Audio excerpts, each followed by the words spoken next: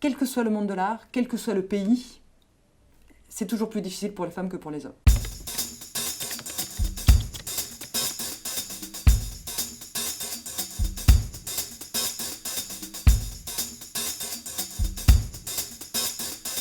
Quel que soit le monde de l'art, qu'il soit très masculin quantitativement, comme le jazz ou le rap, ou le cinéma, la réalisation, qu'il soit plutôt paritaire ou mixte, on va dire, comme la littérature ou les arts visuels, qu'il soit plutôt féminin, comme la danse ou le théâtre. On n'a pas aujourd'hui une seule exception.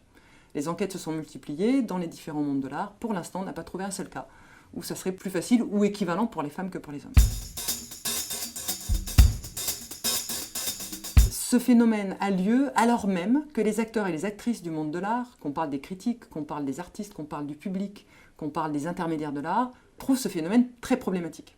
Donc on est dans des mondes qui se veulent ouverts, qui se veulent tolérants, qui se veulent égalitaires, et ça se passe, et parfois de manière très cruelle et très affirmée, notamment dans les mondes très masculins. On ne peut pas expliquer ce phénomène par un mécanisme social. On est obligé de penser plutôt à un phénomène cumulatif, de plusieurs processus sociaux qui tendent à se mettre en place au fil de la trajectoire. Le premier processus social majeur, c'est l'existence de stéréotypes féminins péjoratifs. C'est-à-dire la question, c'est pas tant que finalement il y a des stéréotypes sociaux qui seraient spécifiquement donnés aux femmes par rapport aux hommes, mais c'est qu'en plus ces stéréotypes sociaux tendent à limiter leur reconnaissance et à faire d'elles des artistes pas ou peu légitimes, pas ou peu reconnus professionnellement.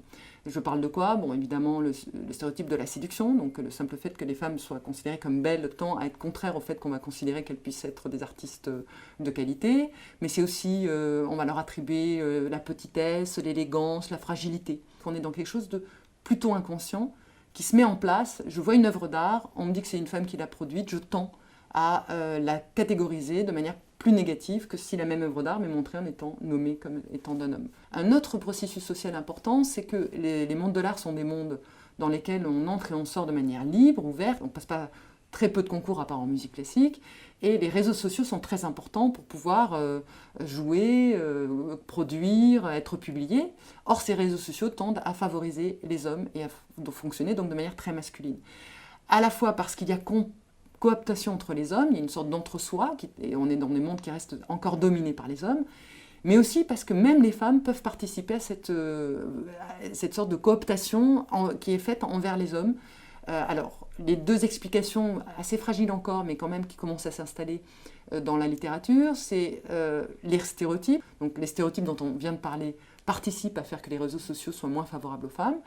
Et deuxième explication, c'est que les hommes et les femmes sont socialisés de manière différente et se comportent de manière différente, ont des goûts différents, au moins socialement, et on est plus à l'aise avec quelqu'un qui a été socialisé de la même manière que soi et qui incarne quelque part le modèle de l'artiste. Un troisième processus social qui est également important, et qui est lié déjà aux deux premiers évoqués, le fait que les mondes de l'art tendent à fonctionner de manière masculine, au sens, on est bien d'accord, social du terme. Donc, pour jouer sur scène, pour faire de la danse, pour pouvoir produire de manière légitime une œuvre littéraire, je tends à participer à un monde dans lequel ce qui est valorisé, c'est des comportements dits masculins qui sont appris dès la cour d'école, chez les petits garçons plutôt que chez les petites filles. Ce qui va faire que pour les femmes, non seulement elles peuvent être moins bien perçues, on revient au stéréotype négatif de tout à l'heure, mais aussi elles peuvent être fatiguées. Donc on entend parler de lassitude, notamment passé un certain nombre d'années, de devoir se comporter d'une manière qui n'est pas nécessairement la manière dont on aimerait se comporter.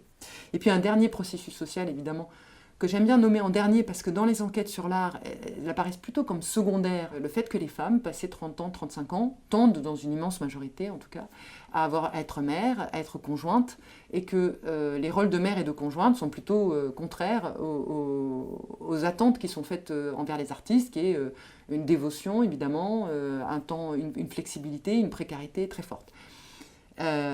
Et aussi, ce qu'on dit moins, le fait qu'avoir un conjoint ou une conjointe qui vous aide est très favorable, on le montre maintenant dans les enquêtes, à la réussite d'une carrière artistique. Les hommes tendent à avoir plus souvent que les femmes moins de pression à s'occuper de leurs enfants et beaucoup plus de capacité à trouver des conjointes prêtes à les aider.